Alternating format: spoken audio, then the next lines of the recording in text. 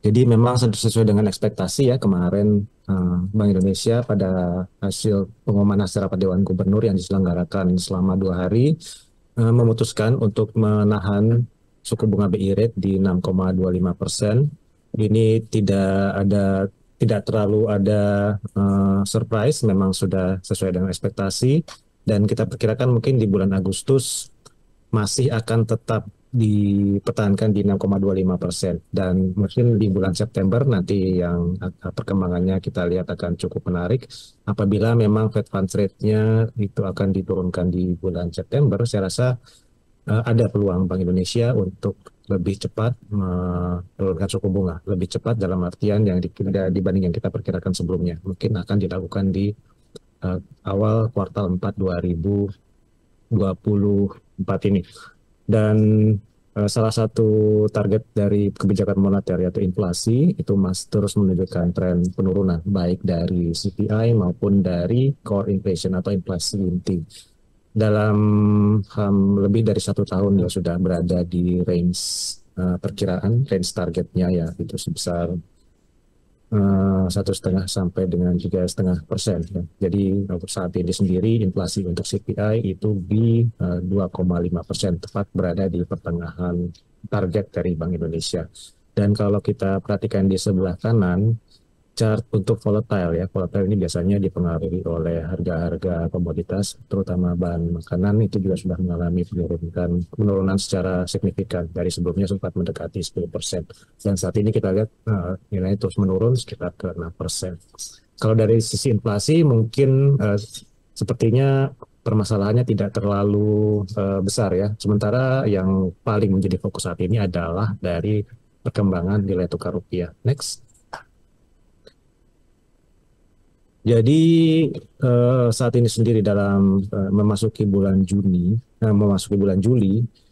itu nilai tukar rupiah sudah mulai memperlihatkan tren positif dan kemarin itu tepat ditutup di level 16.100 dari di bulan Juni lalu sempat mencapai kisaran 16.400. Saya rasa ini perkembangan positif sepanjang bulan Juli sendiri apresiasinya itu sudah cukup baik ya 1,7%.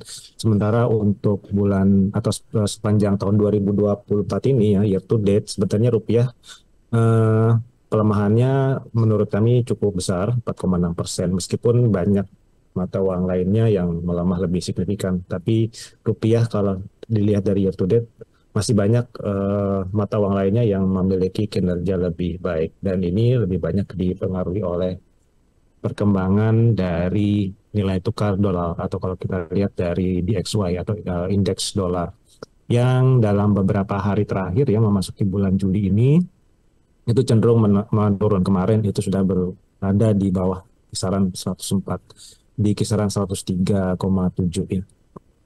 Saya rasa tren ini masih bisa akan berlanjut. Next. Dan saat ini sendiri ya nilai tukar rupiah menjadi fokus utama dan Bank Indonesia juga masih menyatakan bahwa fokus saat ini adalah arus modal asing masuk ke dalam negeri.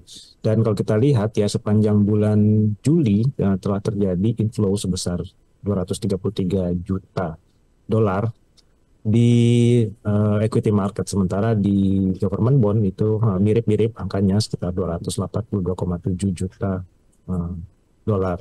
Dan memang saat ini sejak September 2023 lalu Bank Indonesia seperti yang kita semua ketahui mengeluarkan instrumen yang bernama Sertifikat Rupiah Bank Indonesia atau SRBI yang sampai saat ini sendiri memberi imbal hasil yang cukup menarik. Sehingga memang maksudnya adalah menarik dari arus modal asing. Dan selain itu juga banyak dana perbankan itu masuk ke SRBI dan kita lihat di sebelah kanan bawah ya outstanding SRBI. Jadi SRBI yang beredar saat ini itu sampai dengan akhir bulan Juni itu mencapai 721 triliun. Dan di antara keseluruhan outstanding tersebut sebesar 461 triliun itu dimiliki oleh perbankan dan 192 triliun dimiliki oleh asing.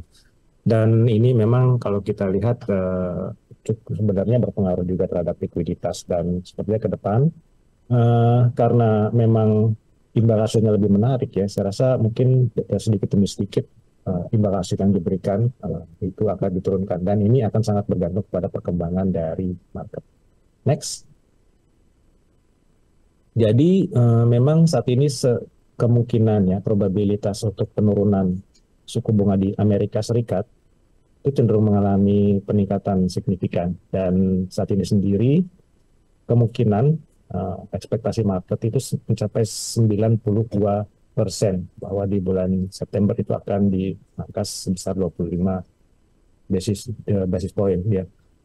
Di bulan Juni angkanya itu cuma 55,3%. Jadi kalau kita lihat memang ada peningkatan drastis dari ekspektasi pemangkasan suku bunga Fed Funds Rate di bulan September.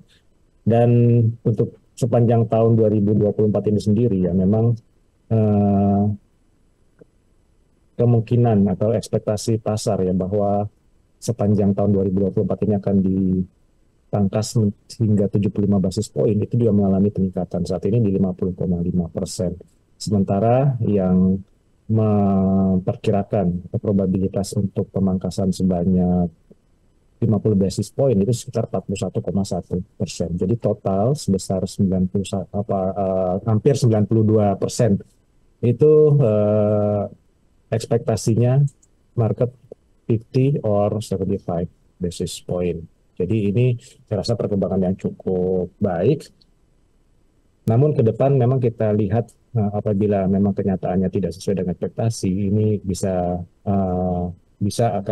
menyebabkan volatilitas. Jadi risiko utama adalah memang kembali kita akan terus melihat perkembangan data-data di Amerika Serikat sehingga Fed Funds Rate akhirnya bisa diturunkan. Next.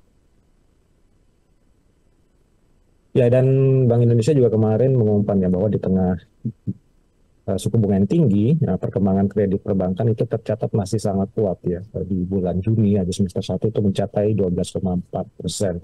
Sementara untuk DPK growth ya, DPK growth ini juga mungkin sedikit banyak dipengaruhi juga oleh adanya SRBI, di mana pertumbuhan DPK itu hanya sebesar sekitar 8,5%, meskipun memang sudah mengalami kenaikan signifikan dibanding di sekitar akhir tahun 2023 lalu ya, itu angkanya hanya sekitar 3%. Dan memang terlihat ada sedikit pengetatan likuiditas ya, di mana LDR-nya itu saat ini sudah berada di 85%.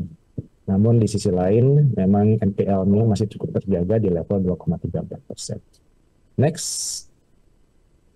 Jadi mungkin itu sementara overall sebenarnya kita tidak terlalu banyak ada perubahan ya dari moneter, dan kita harapkan mungkin dalam beberapa bulan ke depan sudah ada tanda-tanda yang lebih jelas lagi ya akan pemangkasan suku bunga. Mungkin demikian, kembali ke Glenna. Terima kasih.